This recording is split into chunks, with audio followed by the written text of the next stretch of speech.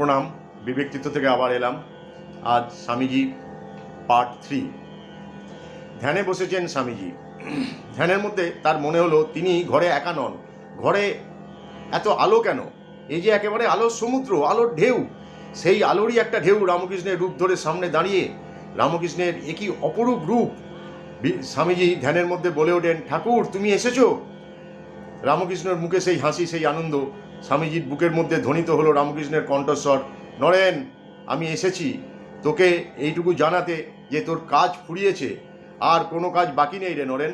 নরেন আমি জানি তোর মনে পড়ে গেছে তুই কে, কোথা থেকে এসছিস এই মর্তধামে, কার কাজে তুই পৃথিবীতে এসছিস, এসব তুই এখন জানিস।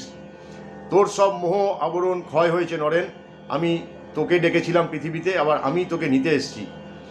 তোর ইচ্ছা মৃত্যু নরেন, আর দেরি করিস না, এবার ফিরে আয়।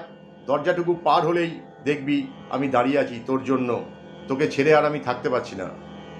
বেলা 11টা পর্যন্ত ধ্যান করলেন স্বামীজি।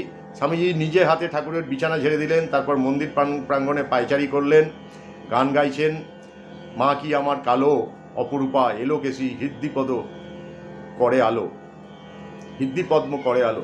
স্বামীজি গান গাইছেন, পেছনেই প্রেমানন্দ তরুণ সন্ন্যাসীর রূপের দিকে মুগ্ধ হয়ে তাকিয়ে আছেন সব গুরু ভাইরা।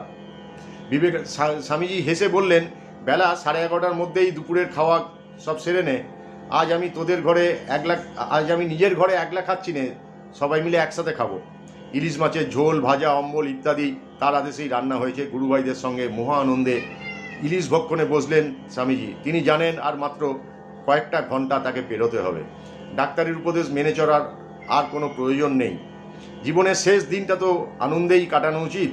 তিনি পেট ভরে খেলেন ইলিশের ঝোল, ইলিশের অম্বল, ইলিশ ভাজা। বললেন, একাদশী করে না খিদেটা খুব বেড়েছে, মনে হচ্ছে ঘটিবাটিগুলো যেন খেয়ে নিই। তারপর স্বামী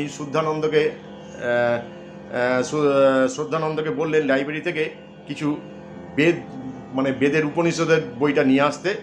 তারপর এই উপনিষদ পড়তে পড়তে স্বামীজি সবার সাথে তার বর্ণনা দিতে লাগলেন যে কিভাবে ওই শিরার মধ্যে ইরা, পিঙ্গলা, মধ্যবর্তী যে সুষুম্না নারীটি রয়েছে সেইটার বর্ণনা তিনি দিতে লাগলেন। পরে পার্ট 4। প্রণাম ঠাকুর, প্রণাম মা, প্রণাম স্বামীজি।